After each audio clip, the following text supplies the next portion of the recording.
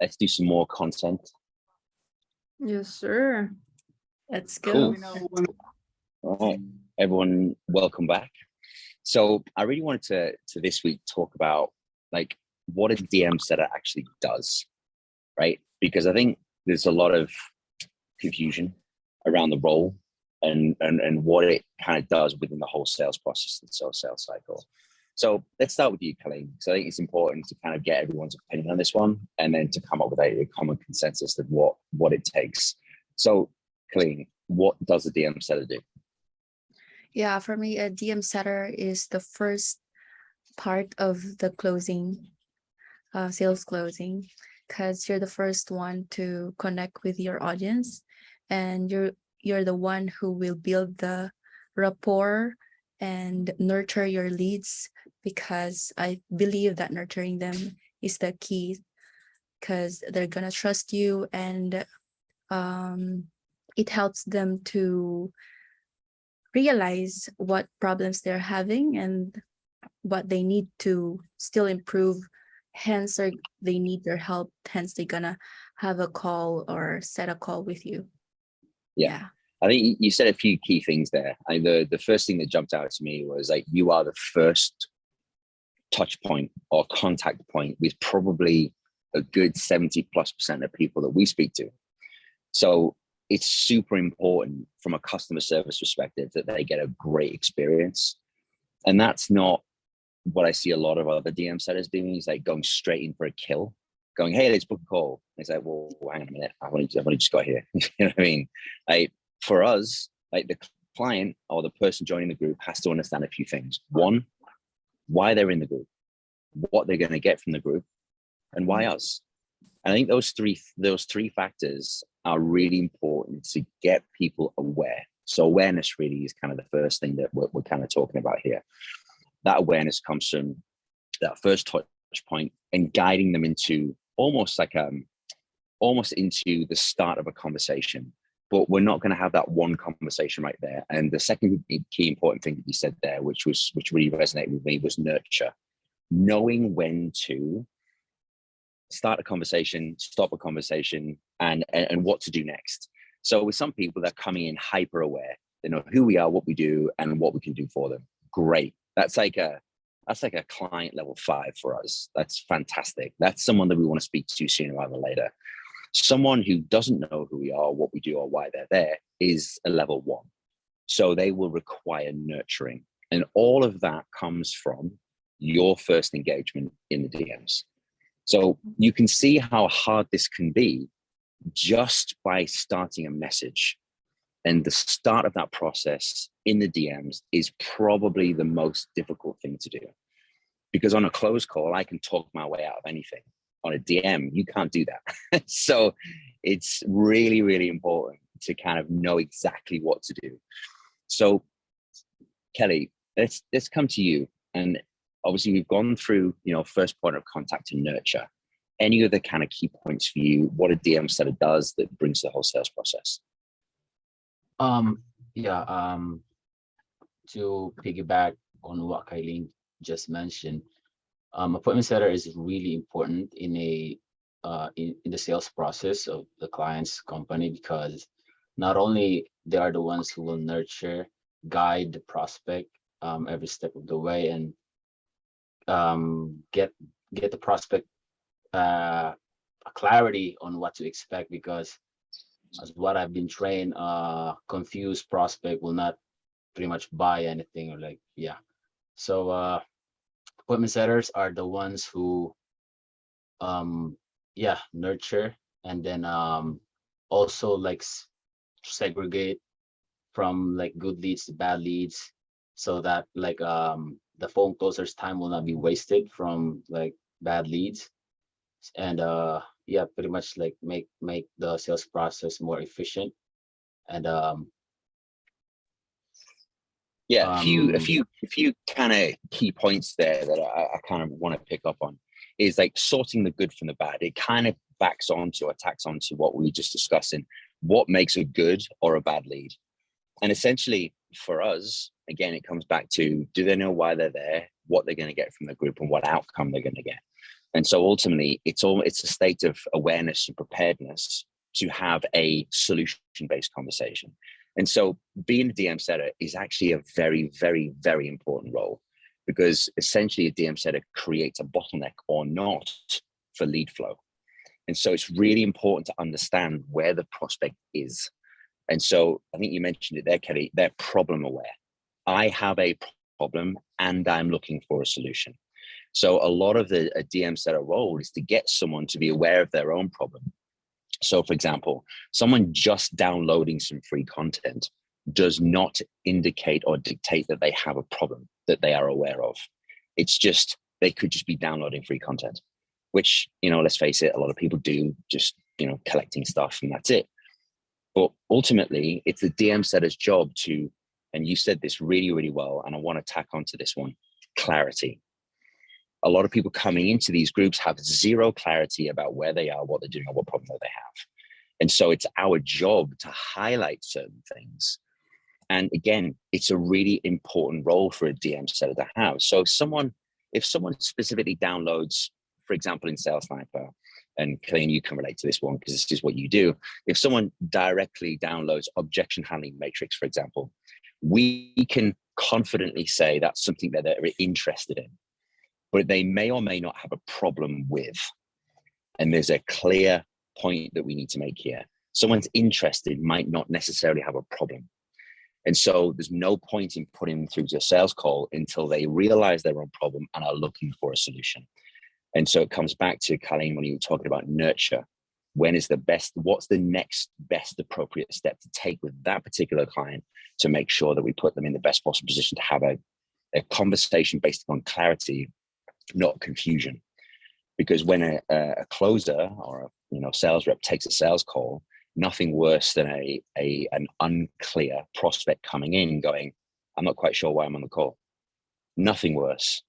And so there's a massive responsibility on a DM seller to make sure that clarity comes from that nurture. And so a really, really, really pivotal role in the sales process as far as I'm concerned. So Erica, as part of as our DM queen, so to speak, it is your role to guide all of our DM sellers to make sure that there is a process.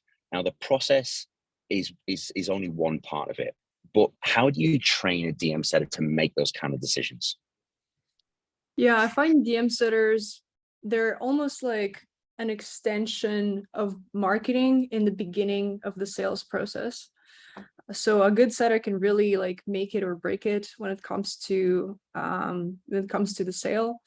So when it comes to actually training people on how to be a good setter, first it's really understanding what solutions does the offer provide, and then seeing okay, what are some of the tangible benefits that people get from working with us, and what problems do we solve? That's going to be step one always.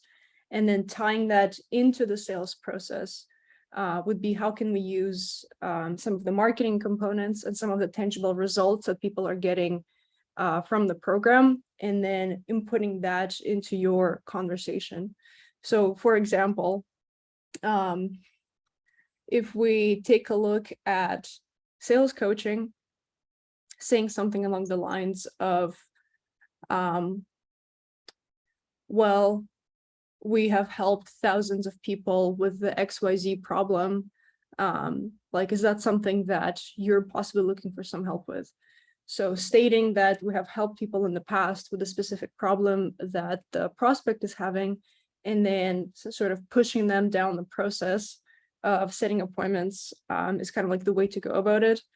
But when it comes to the actual sort of script, I find the biggest mistake setters make when they're starting is just following the script word for word, rather than understanding the methodology behind it, right? Because if you understand what objectives you're looking to get out of people when you're asking them certain questions, then you can switch the question to whichever way you want to, right? So it's always about understanding what information am I trying to get out of the prospect that will then allow them to persuade themselves and maybe identify a problem. And then through the questions that we ask people, actually build the need to solve the problem by pointing out what are some of the things that they are missing out on, like time and money and freedom.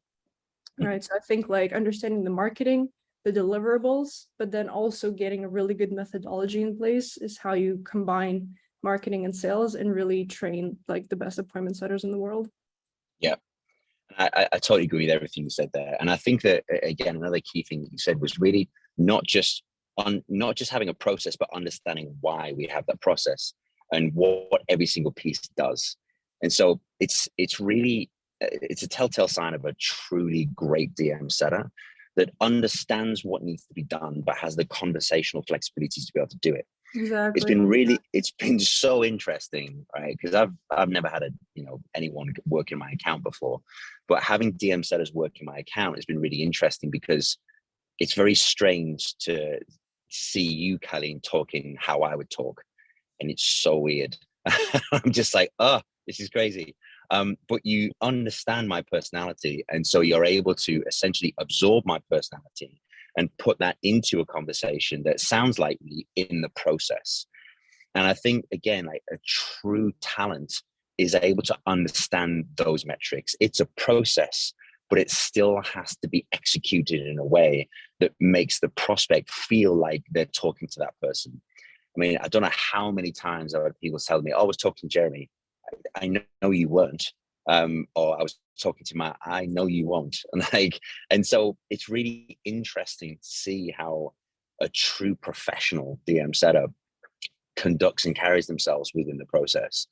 And what I've seen so far is like, you, Kelly, and you, Kyleen, have been like a true, what I would call like a true student of the skill, because you constantly work on getting better. What I've typically seen in the past is someone just sticking to a process. And I mean, Erica, you could probably relate to this one, but how many mistakes have we seen where names haven't been changed out, or where the conversation doesn't feel like a conversation, and all it's going on is cut, paste, cut, paste, cut, paste, cut, paste hundreds of times. And it's getting the business owner nowhere. And so the damage by having a really bad DM setter can be astronomical. And I really want to kind of come on and talk about that, because it's one thing like knowing what to do, but if you get it wrong, or if a business owner recruits the wrong DM setter, what impact can that have on the business? So like, Kelly, you've been around this industry a long time, and I'm sure you've seen your fair few of DM setters that aren't professional, as we have. Like, what impact can a bad DM setter have on a business? So I did have a colleague that we called him, a lot of my guys called him like the script monkey, because he only copy paste things from the script and doesn't really understand the flow of the conversation. So what really happens is that a lot of prospects get pissed on the client itself, and that's like one thing. And then there's this one thing that what happened was, we were working on Dorian's account that time, and then it's not really specifically on the DM setting side of things, but like the sales manager did not listen to what we were trying to say. And then what happened was, because like the line of questioning was too focused on the money side of things, and not really diving in to the prospects internal issues, like problems, why he wants to like get bulk, like get lean, like stuff like that. But the questions was like more focused on the money and the investment. So what happened was, there's this one dude who made a freaking YouTube video calling Dorian a scammer. And then what happened was, like, it was just like freaking disaster. And like, Yeah. Dorian Yates, the fitness, like the 6-time Mr. Olympia, was pissed as fuck because of what happened. I can well imagine. And then a lot of people listen to this YouTube video calling out Dorian a scammer, because like the conversation is like always asking about money.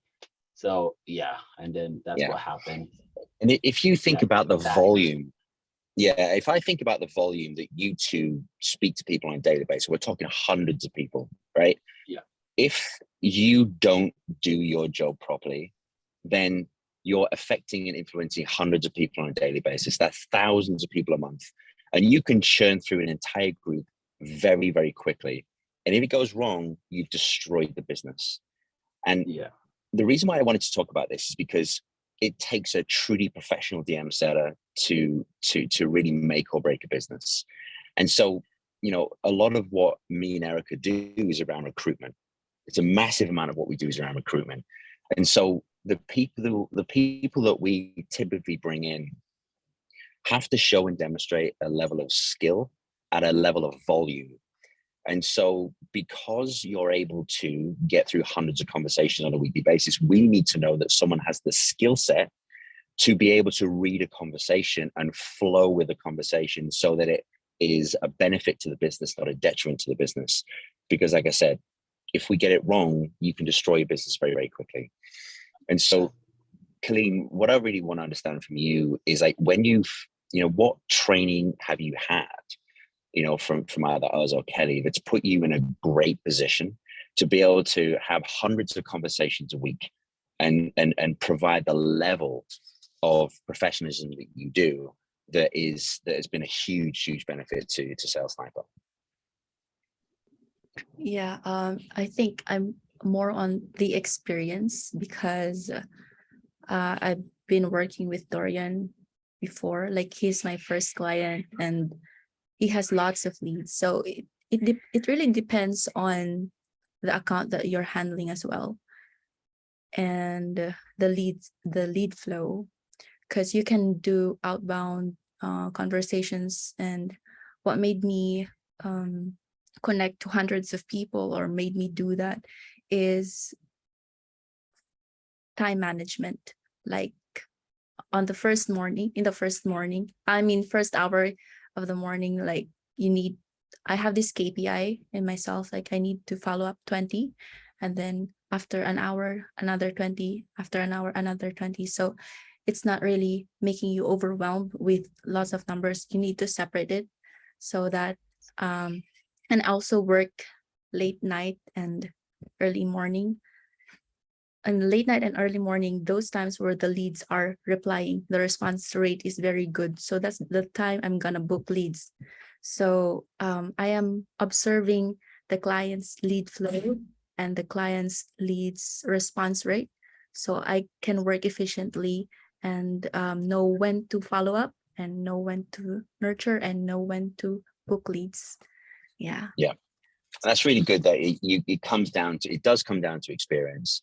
A lot of the people that we recruit are fairly new, and so this is one of the big things that I know, Erica, you spend time on is them understanding the account, because every account's different. It's got its subtle nuances, and there's only so far a process can get you. And so understanding when are the best times for the business clients, not the best time for you. And so it's really, you've got to be really intuitive as to what's going on. So I suppose, Erica, like, what would you say to someone that's just starting out, where they can work on that? You're not going to have intuition straight away, but how do you track your data, or how do you track your progress to put yourself in the best position to have a massive impact on the account in a positive way? Yeah, I think the biggest thing is noticing patterns in the account, right? Because once you've got your skill dialed down, you understand how to actually lead a conversation, then it comes to the experience on the account, and each account is different. So when you get into the account, there's a few tips that I have for you, such as exactly what Kyleen said. Like, typically leads are replying the most in the morning and in the evening, because that's where they either are just getting to work and they're on their phones checking their emails, and it's easy to kind of like get them into a messenger and have a back and forth with them. And then in the evening time, when people are getting off work, they're kind of tired, they just want the day to finish, and so they go on their social media and kind of just waste their time on Facebook and Instagram and whatnot. So that's another good time where you can start engaging with people in the conversation. So really noticing that pattern, and then identifying which time zone majority of your leads are hanging out, and then adjusting your personal schedule to fit their time zones so that you can have the most impact on the account, the sets that you produce, and of course the closing the closed sets that you're going to get as a consequence of booking in a lot more people. Yeah, no, and again, it comes down to a process, right? If you don't have the experience, we have to lean on a process. So, for example, 7th level. I mean, how many leads did we get there a week now? It's like 1,500, 2,000, something like that a week. A week, it's about 500 new members into the Facebook group, and then the actual Facebook group is over 20,000 members. And then we also have Instagram with over 100,000 leads in there, with new people coming in again and again and again, right? So it's like, it's a lot about identifying patterns and then adjusting your workflow to fit those patterns. But yeah, no, there's a lot of people. And then of course with the outbound, there's no limit of how many people you can speak with, because internet is just such an infinite place. You can basically hit up anyone. So that's another thing. It's like, if people are ever sort of complaining like, oh, there's not enough lead flow, there's not enough opportunity, it's like, yeah, okay, think outside the box for a second. Like, you're not limited to a single pool of people in a small Facebook group. There's other groups, other pages, other people that you can hit up outside of a small bucket of leads that you have to deal with to maximize your potential and the potential of the business that you're working with. Absolutely. And in that will come with experience. But again, in the early days, it's if you're a kind of one-dimensional thinker, and one of the things that we say at Sniper is, listen, we'd much rather you ask for forgiveness than permission.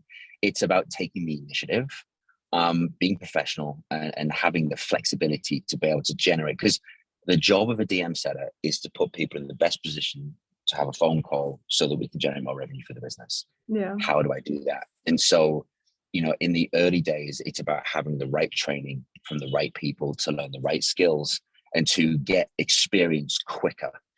And that's the whole purpose of this group, is to get you there quicker, because there are so many different variables that you will not have a clue about right now, that you will not understand until you start doing it. And so training with Kelly, Kyleen, Erica, and myself puts you in a position where you can learn that so much faster.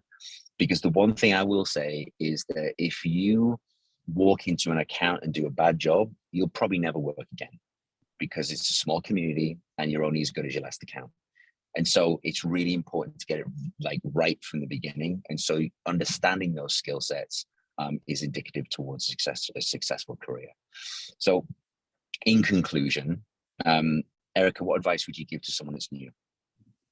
Reach out for help and don't bottle it up. Like, if you feel like things aren't working out the way they should, you need to ask for help and get with the person who has been on the account for longer, or someone who just knows the account better than you, who can point you in the right direction.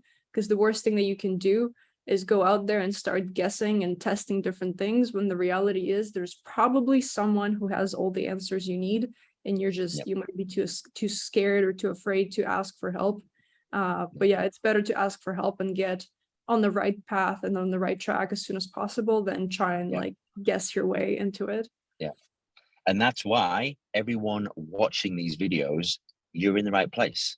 You've got so much experience just with us 4 people here that you can learn all the skill sets that you need to learn and put you in a fantastic position to earn the kind of income that is going to change everything for you. So what I will say is this, is don't just be a person that watches, be a person that does. Engage in the group, be here in the group, and do in the group. Don't just sit and watch content, because it doesn't get you anywhere, right? It's like going to the gym. If I watch a weight, I'm not going to get bigger. I have to lift it to physically get bigger. So I need you all to start lifting some weights and start doing the doing, so that you can have a bigger chest, a bigger bicep, bigger bum, whatever you want to have. All right. Anything in closing, Kyleen? Any advice you want to give?